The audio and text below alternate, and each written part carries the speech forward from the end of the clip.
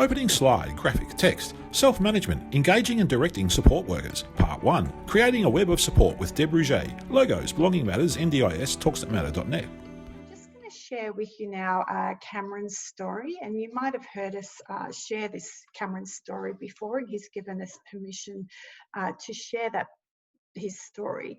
So Cameron lives in country Victoria, and over about 10 years ago, he was quite isolated in his community and living on his mum and dad's property, and he had no work and was very, very bored, and in actual fact really not doing very well at all. And so we worked with Cameron and his family really to create a vision for him that included work. He really wanted to work and have a paid job, and he wanted to move into Warragul and live in his own home so he could be closer to any work work options that might have been appropriate for him. So, you know, over 15 years on, Cameron has quite a good, strong web of support. So, for example, he lives in his own home and has lived with housemates who receive an allowance in regard to providing him support, and the housemates generally provided him with about 11 hours of support, but it was almost a natural type of relationship, and the housemates got an allowance for sharing his home with him and teaching him skills around the home, providing company and mentoring. He's also had a neighbour, Sally, who provided Cameron with just the natural support of being a neighbour. So if anything was going wrong, Cameron could walk over the road and touch base with Sally, and she might provide him some, advice, or she might just check in and see how he was going. They quite often every week share a cup of tea or coffee. Now, Sally also ran the local market, the Warragul's Farmers Market, and she asked Cameron if he'd like to come and volunteer. And so in this case, Sally and this lady here provided Cameron some natural support in that role. Now, Cameron wanted to work, so he got a job as a receptionist in a local business in Warragul, and Denise was some paid support that helped Cameron to learn the skills of his job, to break tasks down, learn, the routines and rhythms of the workplace as well. Now, Denise supported Cameron for quite some time, but then the workplace took over and provided Cameron with some natural support. And here's Cameron with his boss, Jared, who provided natural support. And also Cameron's family, who live a little distance away, but also provide him some natural supports. So you can see the importance of this is that if one support falls away, there's lots of backup support, and so it's really important that people have a range of supports, including paid support. So we just really wanted to touch base on that there can be, although people may need paid support, that there can be a bit of a danger of over-relying on paid support.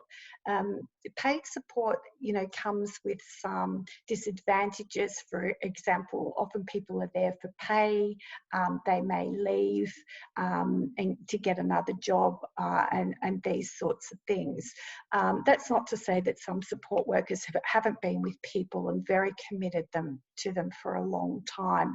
But over the years, we've seen paid supports as probably being not as reliable as some of the more natural supports occurring in people's lives. The other thing about creating a web of support is a little story that Janet Cleese told us many years ago. And this was a man in Canada who lived in his own apartment and needed, he was on a respirator, so he depended on machines really to breathe.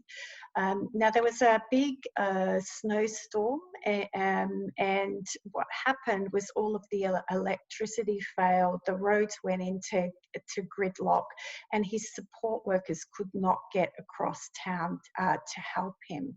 And so what happened during the night was that he actually passed away because there was not one support or one neighbour within walking distance who could give him the support that he needed.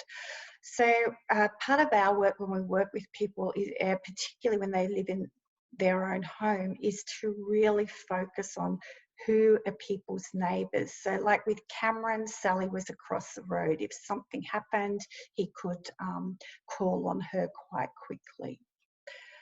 So this is really an important feature around building in a network of support. Last year we had Lisa Bridle from Community Resource Unit who came to speak to us about her son Sean, and she also, Lisa talked about developing friendships in Sean's lives, and she said it was worth taking risks, and this means actually leaving space for others and not to fill every moment with paid support, and make sure that paid supporters know to leave space so others can get to know the person.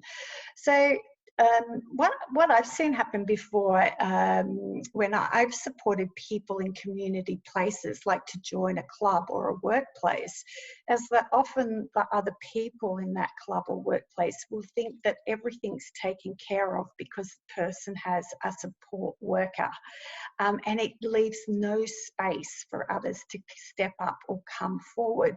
So part of my role as a support worker was actually to create that space and encourage other people.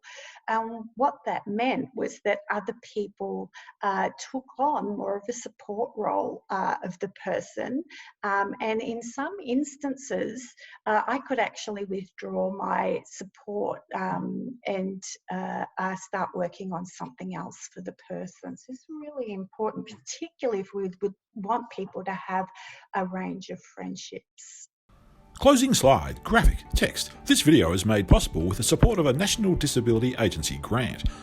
Produced by Belonging Matters. Belonging Matters makes every effort to provide accurate and up-to-date material. However, information is subject to change and our material is for reference only. We recommend speaking to the NDIS, ATO, Fair Work or a human resource expert for up-to-date or additional information. Logos, NDIS, Belonging Matters, talksatmatter.net.